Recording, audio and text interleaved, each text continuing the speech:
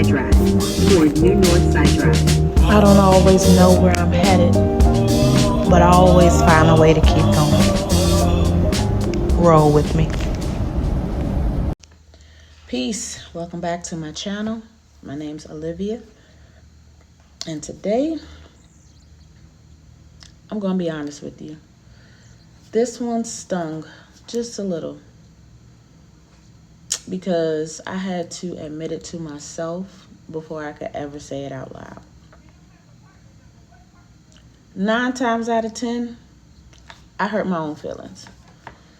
Not because I wanted to, not because I didn't know better, but because I ignored what I knew deep down inside. I heard the whisper, I felt the unease, but I kept hoping that maybe love would be enough, that patience would win, that other person would change, that maybe, just maybe, I was tripping. But I wasn't, and neither are you.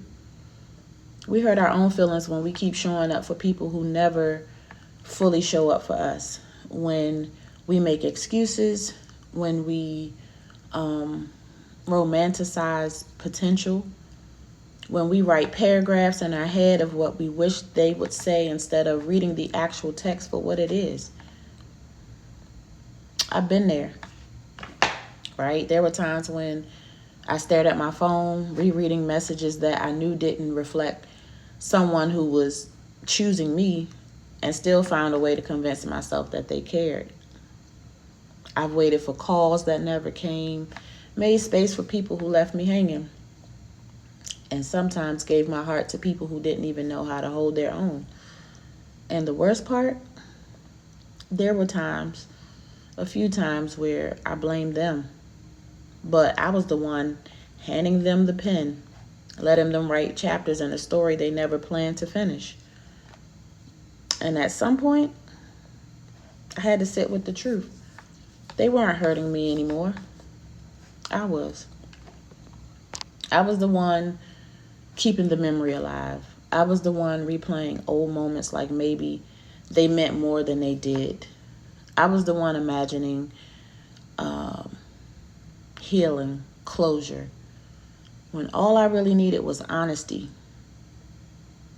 with myself, right? Like, it's easy to fall into the trap of blaming others. But healing, that starts with accountability. It's realizing that, yes, people can and more than likely will disappoint you. It's just life, right? But continuing to expect different after seeing who they are, that's where we start hurting ourselves. We teach people how to treat us by what we allow. And I've allowed some things that I had no business allowing. Why? Maybe because I didn't want to be alone.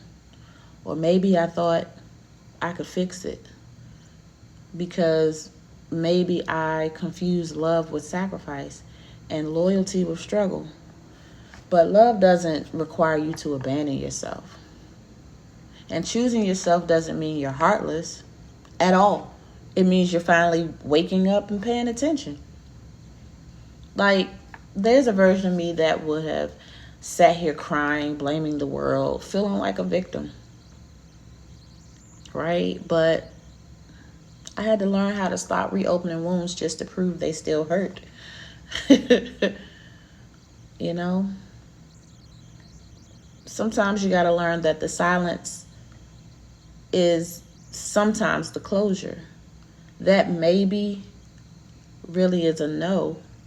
And that energy never lies, and neither does your body. If it feels off, it probably is.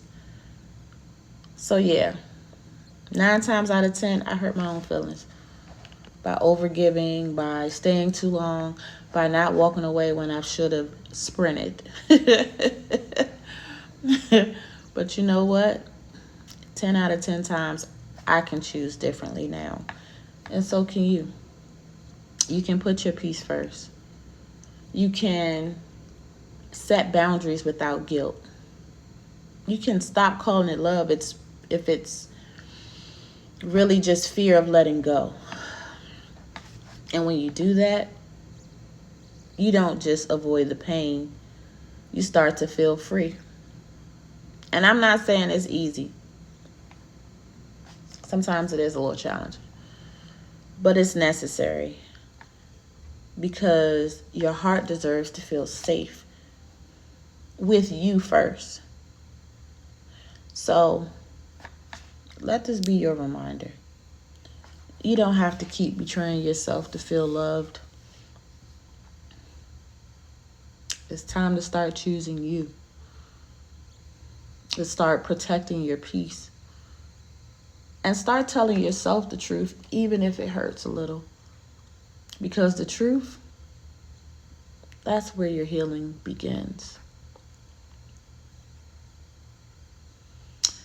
That's all I have for today.